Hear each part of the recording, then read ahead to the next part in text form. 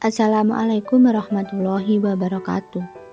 Kami dari kelompok 1 akan mempresentasikan hasil tugas kami untuk mata kuliah Teknik Penulisan Karya Ilmiah yang telah kami beri judul Plagiarisme. Sebelumnya, izinkan saya memperkenalkan anggota kelompok 1, dimulai dari saya, Anida Rizky Fadlilah, kemudian ada Berliana Zahratul Janah, yang ketiga ada Dila Nining Triana, yang keempat ada Farika Vinka Putri, yang kelima Nikmatul Kamidah, dan yang terakhir ada Sohibah Diniyah Masrifah. Untuk pembahasan pertama tentang definisi plagiarisme akan disampaikan oleh rekan kami.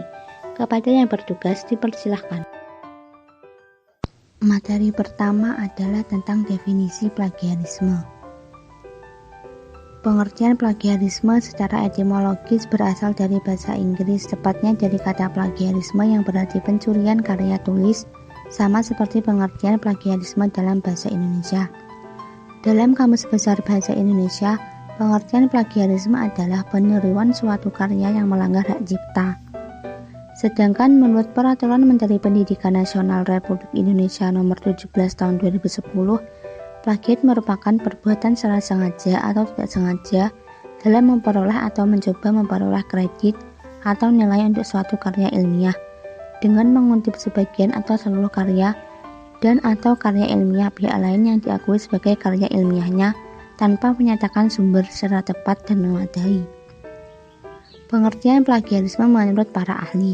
Menurut Lindsay, plagiat adalah tindakan menjiplak ide, gagasan, atau karya orang lain untuk diakui sebagai karya sendiri atau menggunakan karya orang lain tanpa menyebutkan sumbernya, sehingga menimbulkan asumsi yang salah atau keliru mengenai asal-muasal dari suatu ide, gagasan, atau karya. Menurut Suyanto dan Jihad, plagiarisme adalah mencuri gagasan, kata-kata, kalimat, atau hasil penelitian orang lain dan menyajikannya seolah-olah sebagai karya sendiri. Menurut Bratawijaya, plagiarisme merupakan pembajakan berupa fakta, penjelasan ungkapan, dan kalimat orang lain secara tidak sah. Jenis-jenis plagiarisme: 1. Berdasarkan aspek yang dicuri. 2. Berdasarkan kesengajaan. 3. Berdasarkan proporsi yang dibajak. 4. Berdasarkan pola. 5. Berdasarkan penyajian. Plagiarisme berdasarkan aspek yang dicuri. 1. Plagiat ide atau plagiarism of ideas. Tipe plagiat ini relatif sulit dibuktikan karena ide atau gagasan bersifat abstrak dan kemungkinan memiliki persamaan dengan ide orang lain, atau ada kemungkinan terjadi adanya dua ide yang sama pada dua orang pencipta yang berbeda. 2. Plagiat kata demi kata, word for word plagiarism. Tipe ini serupa dengan selfish copy, yaitu mengutip karya orang lain secara kata demi kata tanpa menyebutkan sumbernya. Plagiasi dianggap terjadi karena skala pengutipannya sangat substansial, sehingga seluruh ide atau gagasan penulisannya benar-benar terambil. Plagiasi seperti ini banyak dilakukan pada karya tulis.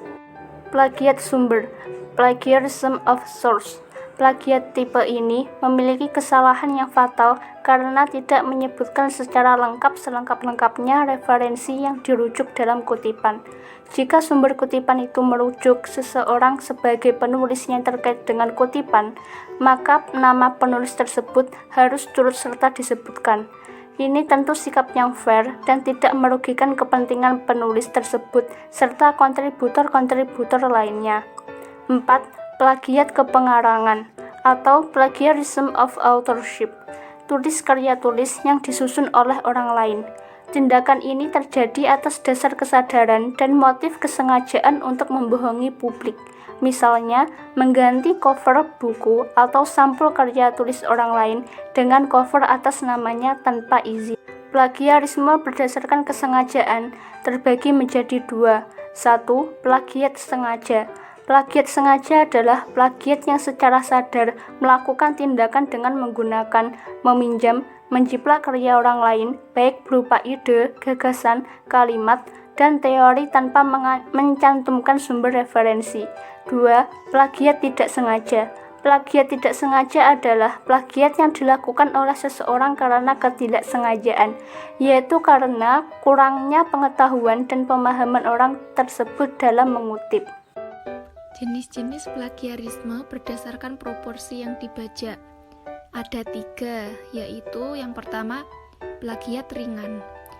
Plagiat ringan manakala dalam sebuah karya tulis ilmiah yang dibuat seseorang kurang dari 30%. Yang kedua, plagiat sedang, di mana plagiat sedang mempunyai prosentase 30% sampai dengan 70% dalam sebuah karya tulis yang dibuat. Yang ketiga, plagiat total. Plagiat total berarti lebih dari 70% isi karya tulis ilmiahnya merupakan plagiat dari karya orang lain. Plagiat ini tidak bisa ditolerir dan karya tersebut harus direvisi ataupun tak diakui. Jenis plagiarisme berdasarkan pola. Ada 4, yaitu yang pertama, plagiarisme total, yaitu tindakan plagiasi yang dilakukan seorang penulis dengan cara menjiplak atau mencuri hasil karya orang lain seluruhnya dan mengklaim sebagai karyanya. Yang kedua, plagiarisme parsial, yaitu tindakan plagiasi yang dilakukan seseorang penulis dengan cara menjiplak sebagian hasil karya orang lain untuk menjadi hasil karyanya sendiri. Yang ketiga, autoplagiasi atau self-plagiarisme, yaitu plagiasi yang dilakukan seorang penulis terhadap karyanya sendiri, baik sebagian maupun seluruhnya. Yang keempat, plagiarisme antar bahasa, yaitu plagiasi yang dilakukan seorang penulis dengan cara menerjemahkan suatu karya tulis yang berbahasa asing ke dalam bahasa Indonesia. Selanjutnya adalah jenis plagiarisme berdasarkan penyajian. Yang pertama, plagiarisme verbatim. Plagiarisme verbatim merupakan tindakan plagiasi dengan menjiplak karya orang lain apa adanya dan memberi kesan bahwa karya tersebut merupakan hasil karya ciptaannya sendiri. Yang kedua, plagiarisme kain perca. Plagiarisme kain perca atau lebih dikenal dengan patchwork merupakan tindakan plagiasi dengan mengambil karya milik orang lain dari berbagai sumber tanpa menyebutkan rujukan dan menyusunnya menjadi satu kesatuan yang utuh sehingga terkesan sebagai karyanya sendiri. Yang ketiga, plagiarisme parafrasa. Plagiarisme parafrasa merupakan tindakan plagiasi dengan mengubah kalimat dari penulis asli dengan kalimatnya sendiri dan tidak mencantumkan referensi atau kutipan. Yang keempat adalah plagiarisme kata kunci atau frasa kunci. Plagiarisme kata kunci atau frasa kunci merupakan tindakan plagiasi dengan mengambil sejumlah kata kunci dari penulis asli dan memparafrasekannya lagi dengan kata-katanya sendiri. Yang kelima, plagiarisme struktur gagasan. Plagiarisme struktur gagasan merupakan tindakan plagiasi dengan mengambil struktur gagasan orang lain kemudian dituangkan lagi agar terlihat berbeda. Selanjutnya adalah identifikasi plagiarisme. Yang pertama, penggunaan kosakata. 2. Perubahan kosakata. 3. Teks yang membingungkan. 4. Penggunaan tanda baca. 5. Jumlah kemiripan teks. 6. Kesalahan ejaan yang sama. 7. Distribusi kata-kata. 8. Struktur sintaksis teks. 9. Kemiripan teks. 10. Referensi yang tidak jelas. Selanjutnya adalah cara mencegah terjadinya plagiarisme. 1. Menghargai karya orang lain. 2. Melakukan parafrasa. 3. Menggunakan bantuan piranti lunak. 4. Bertanya untuk mendapatkan penghargaan. 5.